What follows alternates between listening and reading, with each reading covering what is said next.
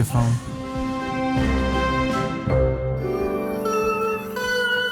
So I hope you enjoyed that really bad acted little scene that we set up. Well, I should say that my part's really bad acted. I do appreciate the others that were in it. I thought they did a really good job. But anyway, it was just something fun that we wanted to set up to show that, you know, if you have sound that's kind of bad and you can't really understand what it's saying, that you really have to work hard to kind of hear what it says. And in this instance, like if you really had to work at the very end of that and you had to hear what Jonah, my son, who was chasing my wife, if you couldn't hear what he had to say, you would be like, oh, what just happened? Like, I don't know what that is. So it's... You dropped your phone.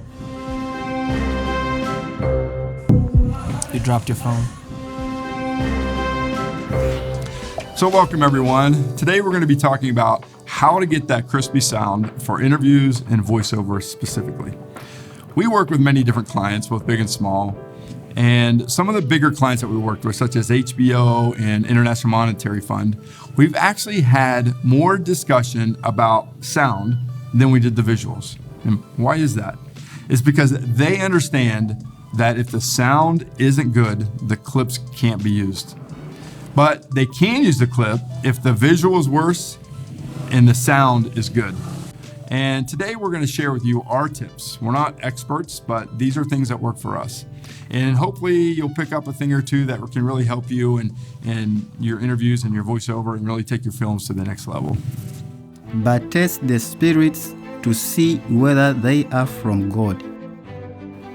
Because many false prophets have gone out into the world.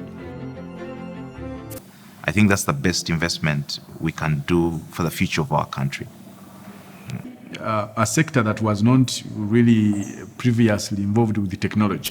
So first, let me take you to the field and show you a little bit about our thought process and what we do to capture that really good sound, because it's really important to capture it in a good way. And after this, we'll touch base a little bit about the process that we do in post. So in this example, we're basically on site getting ready to do an interview for a great ministry called As One Ministry. So take a look. So we're going to be doing an interview today with Judith. Are you ready, Judith? Yes. All right, so Judith's been very accommodating with us and very patient, so thank you so much. I appreciate it. So what we're going to talk about today is what we look for while we're on location to get the really, really great crispy sound. So the first thing we did is that we gave a lav mic to Judith here, and she put the lav mic, you want to put the lav mic like right here in the middle of the chest. You don't want it like clipped here. You don't want it like anywhere else, basically. You want it right in the middle, and the reason for that is you get that real fullness of sound. You get that bass that comes out in that area. So it's very important to put that there. And the second thing we do is that we don't attach it to the skin, we don't clip it. What we do is that we attach it to the clothing on the inside. And the reason why we do that is so that when the shirt moves or something moves, it doesn't wrestle. You know, if it was on the skin, the shirt would move and you would hear that wrestling sound. So if it's actually on, you know, the clothing, you don't get that. So very beneficial. There's a couple tips that really has helped us.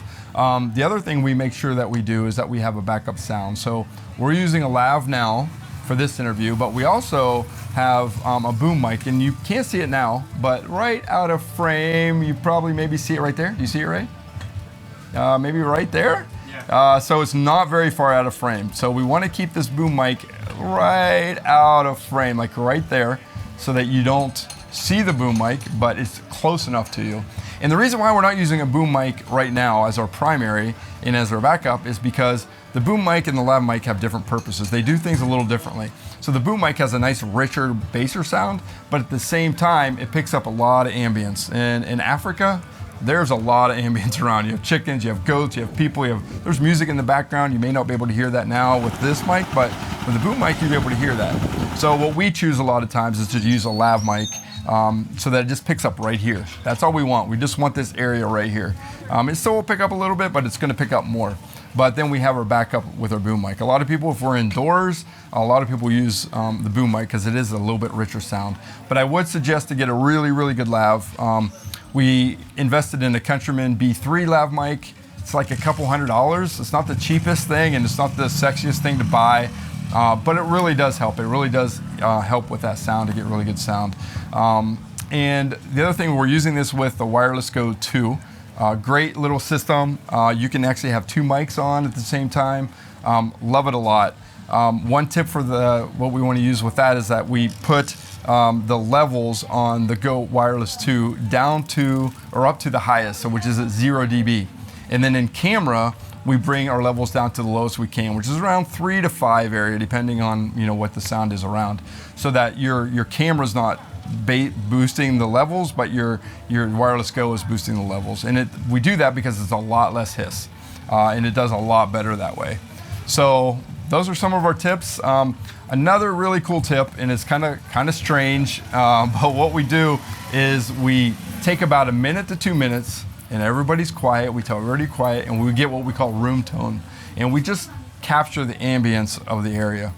And the reason we do that is when we go through an interview, sometimes when you hear someone talk and then it drops and then they talk again, it sounds funny. You get that, up and down, up and down. So if we capture that room tone, we put it in between, and you get that nice smooth sound all the way across. So you can take parts of that interview, cut it up any way you want, but you're still getting that smooth sound. So a little tip to make your sound really smooth as well. The other thing you want to be doing, make sure that you're monitoring your sound. Have headsets, it's very important. You can look at your levels on the camera and you can see them going up and down, but what you're not really getting is, if it cuts out or if you get a hiss or you get a rustle, you don't see that on the screen. So it's very important to put headsets on. We make sure that we monitor that every time, no matter what we're doing, because you can't go back. If you have bad sound, if something's ruined, you can't go back and take it out and hear what they're saying. So very important to do that. So those are my tips from the field, and we're very happy to be here, and we're going to be doing an interview right now. So Judith, are you ready for your interview? Yeah. All right. Ready. Here we go. We're going to mic her up, and we're going to be ready to go. Thank you. Now that we captured the sound the way we wanted in the field, and we didn't clip, we have everything there at our disposal, let's chat a little bit about what we do in post, because I think you'll see a really big difference on how you process that. But first, I want to talk one thing about voiceovers, a little tip here that'll be very nice. And there's a real expensive way to get great voiceover when you do the voiceover inside. And so it's a very expensive, I'm sorry, it is very expensive. You want to show me that? Cardboard box. So this is a good tip. This is something we've been doing. So what you could do, you can go out and buy these pretty inexpensive, I think it's like a soundboard. It's sound foam, I should say, and it really deadens the sound. What I've done is I put it in a very expensive, very cheap cardboard box. You need 5 of these. You put that in. You put your mic. It could be your boom mic. It could be your mic that you use for your camera, whatever. Put it in here. When you do your voiceovers, you talk into it. And what that does is just basically a little studio in a box, and it deadens all that sound around. One of the voiceovers that I shared with you, that's exactly what we did. We used this box and we recorded that way. And it really, really does make a big difference, and it does change the echo. Here you go, Ray. So you basically don't have any echo when you do that. And so anyway, just a good little tip, and something that we do, and it really does help. Anyway, so let's go into the computer a little bit, and let's talk about how we post-process some of our sound. So I brought in 2 clips from that interview that we did, and let me play back the first one, and then I'll show you what I did. It has even not been an easy life, but I thank God for where He has brought me. And then my second changes will go here, and then I have some music down here that I'm going to put over top, and I'll tell you what I do. So in Final Cut Pro, you can actually go over here, and if you have some effects, you can save them. Just go to Save Effects Preset, name them whatever you want. So I have some named Bob, and then what I'm going to do is just drag that over to my second clip. And then here, I'll talk through some of the ones that I put on. I didn't make a mistake here, I think. But I will show you what I do. So basically, the first thing I put on is a high-pass filter. I don't always do this because my boom mic has a button for a high-pass filter. And so I'll use that a lot. So what that basically does, what high-pass does, is it takes out any unwanted low frequencies. So it kind of depends on, what the sound is like, where we're taking this. If there's anything that I want to kind of take out, I'll put that on. So that's the first thing I do. The second thing I do is I go into compressor. Compressor is kind of like a limiter, and I put that on as well. I kind of just keep it all default, actually. It says edited there, but I actually do keep it all default. With this, I go between this EQ and channel EQ, and I'm going to show you kind of the channel EQ because it's a little simpler. And so basically what this does, it changes the frequency, right? If I can bring it up here. Channel EQ. So what it'll do is the human voice, the frequency for guys is around 85 to 200 hertz. For women, it's around 165 to 255. And what I like to do a lot of times is kind of like see what this person's, because you know a lot of times men can have higher voices, women can have a little deeper voices, so I don't like just to go through and change. But what I like to do is go into the channel EQ, and if you highlight your clip and then you say analyzer, then you can kind of run that clip. It has even not been an easy life. And you but see her right here is kind of where, like this is kind of some background, but this is kind of where she is, like we said, between 165 and 255, so she's right there. So what I like to do is move that over and actually increase it just a bit until that kind of pops out. It has even not been an easy life. So you hear a much fuller sound. Then, while I'm talking about this point, I guess, when I have music here, so what I like to do is, like a lot of channel EQ is, you know, when you put a voiceover with music, sometimes they can kind of compete with each other. And a lot of times what we do is go in and we, you know, bump the volume up and we bump the volume down on the music, which you do want to bump the volume down a little bit on the music, but the frequencies can still overlap each other. So what I like to do is go into channel EQ, bring it up for the voice, I kind of put it back to normal, got a channel EQ on the music, and bring it up as well. And then run analyzer for both of those. That clip I can't tell. And then when you run it, It has even not been an easy life. you can kind of see where they compete. See, the music is actually, it looks like I put that on there already. Sorry, I didn't put it back to default. Default's right here. But basically, you can see they're competing a little bit. So what I like to do is bring down where they're competing, where her voice is, and bring her voice up. And then when you hear the two, It has even not been an easy life.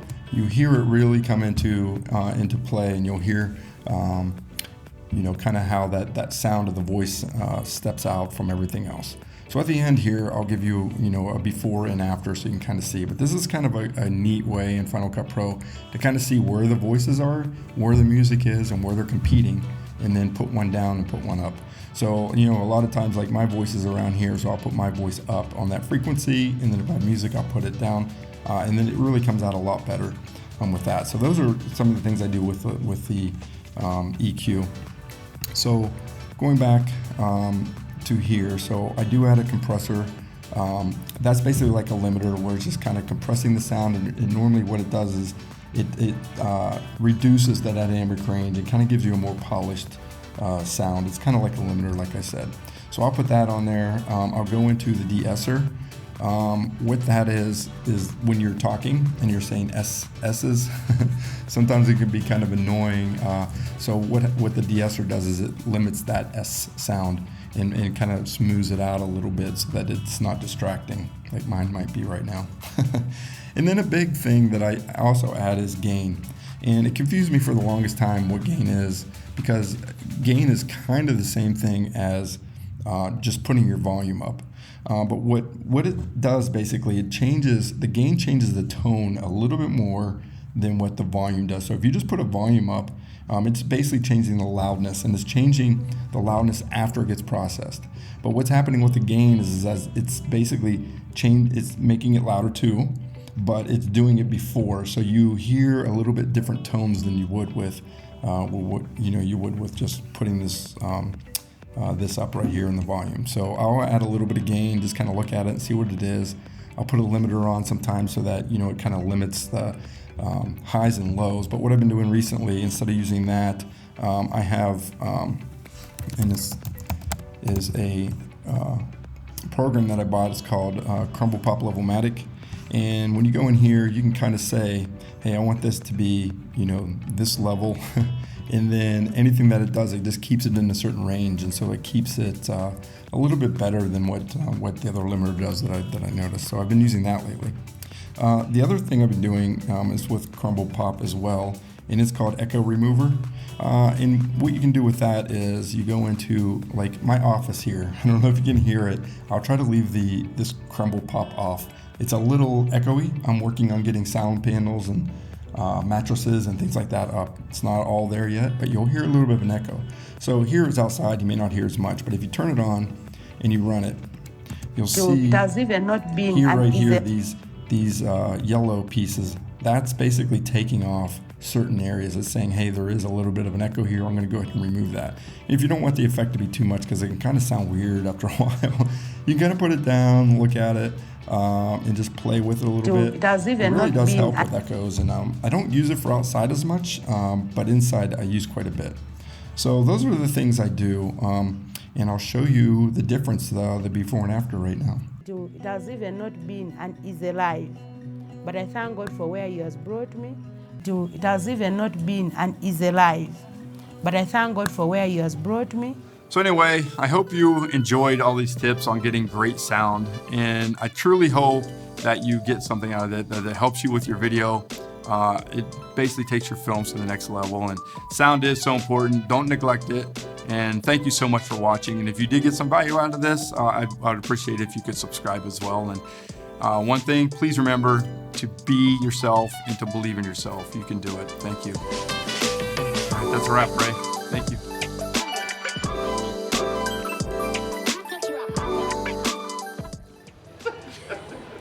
Come on, guys.